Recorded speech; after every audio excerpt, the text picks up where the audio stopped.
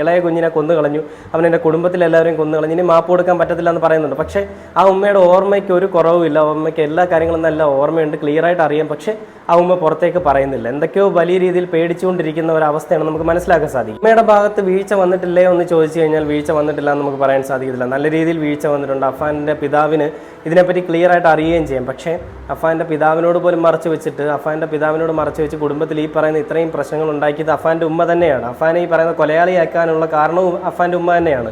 ഇനി അഫാനെ വന്നിട്ട് അഫാൻ്റെ ഉമ്മയ്ക്ക് കുറ്റം പറയാനായിട്ട് യാതൊരുവിധ ആവശ്യവുമില്ല, അല്ലെങ്കിൽ അതിനുള്ള അവകാശവുമില്ല. കാരണം ഇത്രയും കടങ്ങൾ ഉണ്ടായിരുന്നു, മകൻ എടുത്തു വെച്ച കടങ്ങളല്ല, കുടുംബത്തിലുണ്ടായിരുന്ന കടങ്ങളാണ്. പലിശയ്ക്ക് കൊടുക്കുന്ന പരിപാടി ഇവർക്കുണ്ടായിരുന്നു എന്ന് പറയുന്നുണ്ട്. പക്ഷേ ഇതിനെപ്പറ്റി ഒന്നും റഹീമിനെ അറിയിച്ചിരുന്നില്ല. കാരണം റഹീം ഒന്നും ഇല്ലാത്തവനായിട്ട് ഗൾഫിൽ കിടക്കുന്നതുകൊണ്ടായിരിക്കും. റഹീമിന് തിരികെ വരാനായിട്ട് റഹീമിൻ്റെ ലഞ്ചിൻ്റെ പൈസ ഇല്ല. ഇവർ ഈ പറയുന്നതിൽ റഹീമിന് തിരിച്ചു വരാൻ പൈസ ഇല്ലാതെ പെട്ട് കിടക്കുകയാണ്. അപ്പോൾ റഹീമിൻ്റെ ബിസിനസ്സിൻ്റെ ആവശ്യത്തിനായിട്ട് എടുത്ത പണമാണെന്ന് പറയുകയാണെന്നെങ്കിലും ഇച്ചിരെങ്കിലും വാല്യൂ ഉണ്ടായിരുന്നു. പക്ഷേ ഇത് റഹീമിനെ സഹായിക്കാൻ